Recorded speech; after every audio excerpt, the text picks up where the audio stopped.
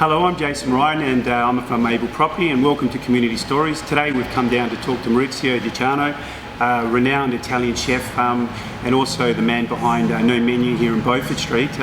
Maurizio, before we talk everything food, I'm really keen to find out how your journey began. So I'm going to take you back a few years, but how did it all start for you? Well, first of all, thank you for the opportunity to be part of a community story, Jason. Thanks for the invite. Well, how did it all start? I've been always wanting to start working very early. I started working at the age of 8 or 9 in my life. So, wow. In the school holidays and the weekends. So I had a family friend at a beautiful trattoria, sort of canteen, pizzeria in town, in Lanciano, where I come from. Yep. Lanciano is a city east of Rome in Abruzzo region. Gotcha.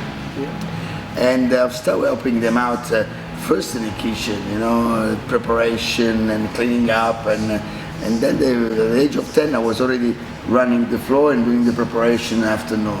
Okay. So while I was school holidays, so having my pocket money and making my pocket money, and I actually got in love into hospitality through that experience for a couple of years, and that's I didn't want to go further to the high school.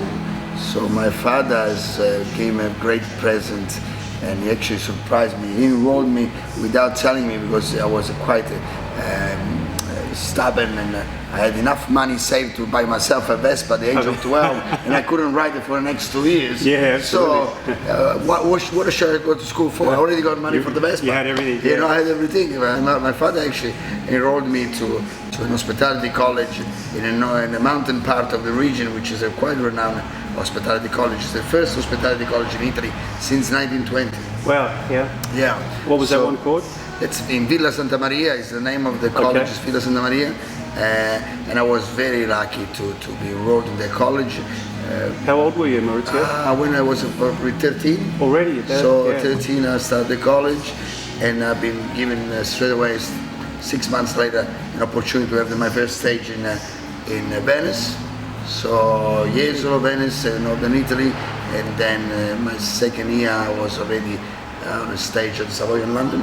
The Savoy restaurant? Yeah, the Savoy Hotel. Yeah, gotcha. So, and I did 2 stages there at the Savoy, and then the rest is history. With the Savoy Hotel in London, I know you got a big break there. Not a lot of people get to cook for Frank Sinatra or Madonna, even Sean Connery. That's right. How did that come about? Well, I'm very lucky. I got my father's first cousin. He used to be the director of the Biffy Milan. The Biffy is this beautiful hotel restaurant under the Galleria in Milan. So in that era he was the director there. When he got to know that I was in hospitality, he straight away opened up the doors for me. So I was very lucky. Quite challenging. I got to London, I was 17, and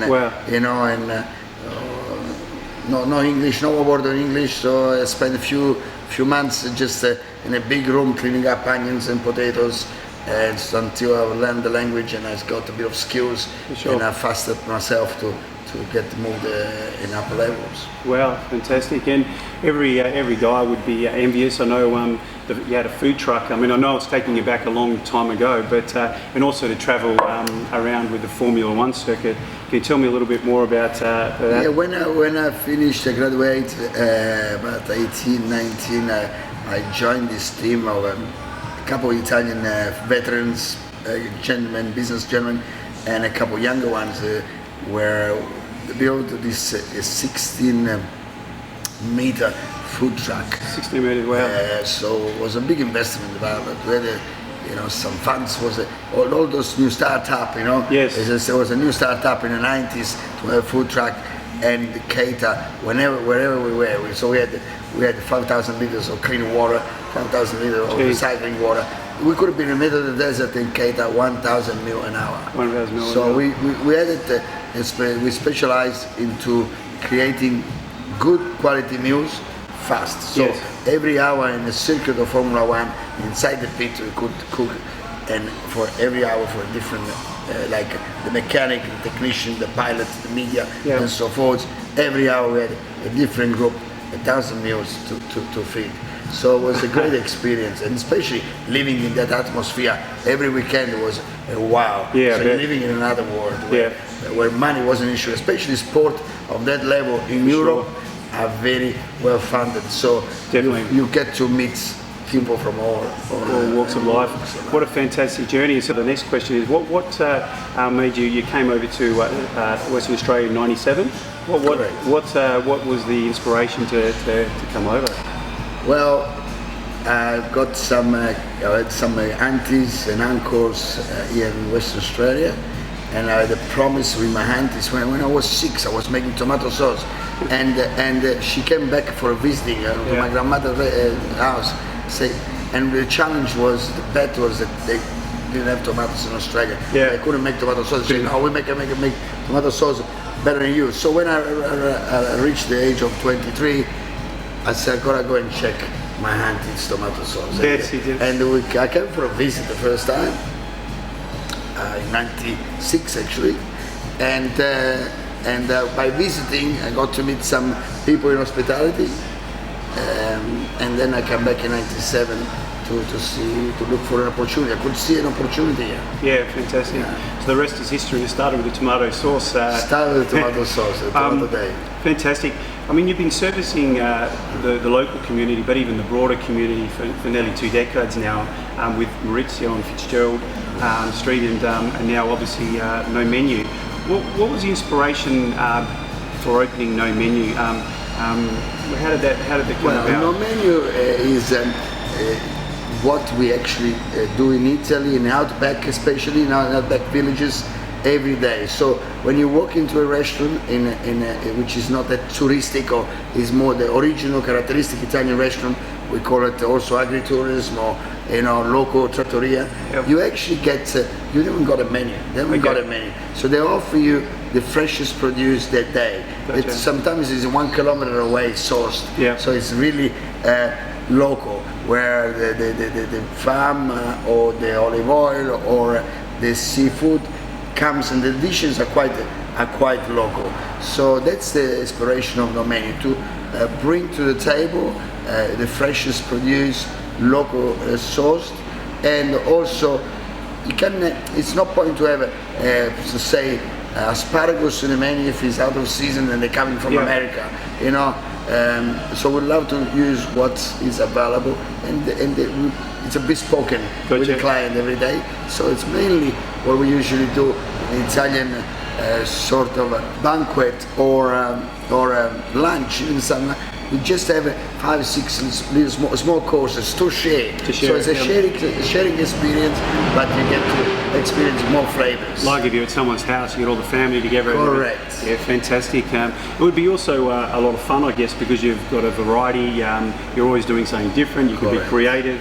That's the best part out of it.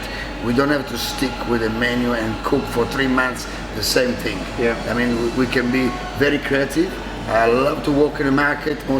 Most day I will go to different macro producers or farmers, because whatever I see, that's the inspiration comes. I know already what will be in your table that day. So that's great. So you have as much fun in the markets preparing the food and getting the food as cooking.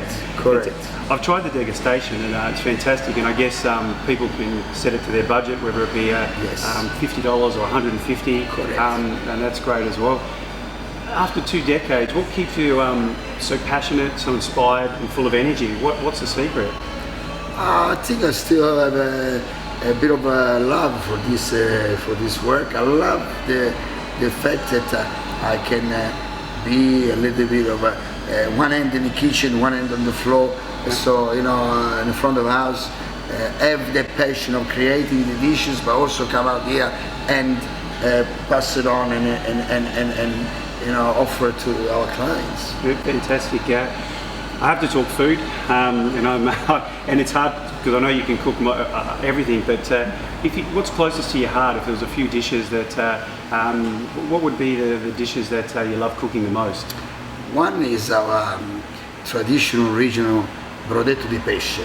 Is in a terracotta pots. Is a mixture of seafood in a sort of a chowder based on tomato sauce. It's more a lighter style than the French chowder, but very, very tasty with of fish. So it's an amazing seafood dish. And Fantastic. look, all the homemade pasta, we do a lot of homemade pasta, especially spaghetti, the homemade spaghetti. But the dish that really are still with me after 20 years here in Perth is the roasted baby goat. Either charcoal or slow baked roasted baby goat is a dish that is a bunch of very sweet, very tasty, and fell off the bone. Fantastic, and it's nearly lunchtime, so maybe we can have a chat. That's right.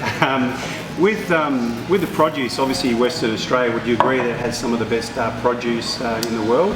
Well, nowadays Western Australia has really come up in the last 2 decades with a great variety as well, where we as Italian as well, we couldn't find all the leaves or all the vegetables. Now you can find all the broad beans, the artichokes. Every season there is a production of it because the market has evolved. We've been enticing the market for the last 2 decades. I remember when I opened Maurizio on Fitzgerald, it was quite challenging to propose an octopus or a cuttlefish or rabbit, or goat, where today there is a demand for it. So we can cook it or prepare it because the market is more open to try and taste and experience and enjoy it. Absolutely. Different dishes.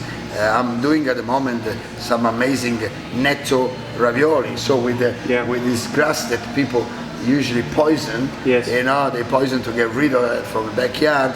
Now I've got a farmer that is actually producing for me because netto is actually very, very good for your system, for your body, for your health, for your blood, for your kidneys, for your arthritis. So I'm doing a ricotta, netto, and lemon ravioli, and they're going crazy.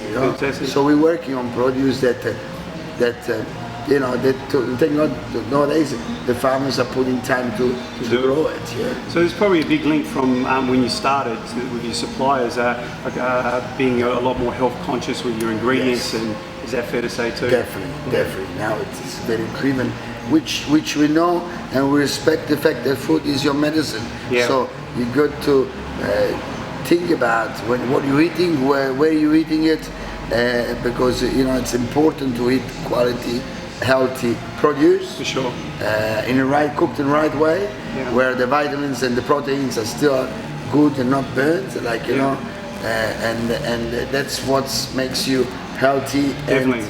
And keeps you away from the pharmaceutical company. Yeah, for sure. And the piano over there, what's the story behind that? I know you have live entertainment, but I always in love with the fact that good food, good wine, a good dining experience comes with great entertainment and good music.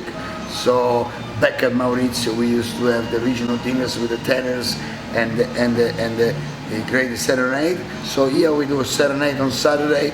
We got different artists coming on Saturday night, when most of the time piano singers, where they can serenade and compliment to your great experience with the food. What's obviously the venue's beautiful, but what attracted you to set up on Beaufort Street? Well, definitely, I've been living in Highgate for about 6 years, so I always remember Highgate a quite busy district, Beaufort Street being a busy district. But I always loved the fact that you're not in a crowded city. We got plenty of room to move. I got function rooms at the back. I got a bit of a backyard growing my vegetables, on the side. All the herbs. We grow all our herbs, which is handy and tastier. Fantastic. But I also love this sort of building. It's a more than 102 years old building, original ceilings. We could create this sort of contrast with a traditional and historic sort of look with a modern touch. Fantastic. I have to say, if you haven't come down and tried the No Menu experience, come down and meet Maurizio and let him be the host. Maurizio, thank you for sharing your journey and your story so far. Thank you, Jason. Thank you. Really appreciate it.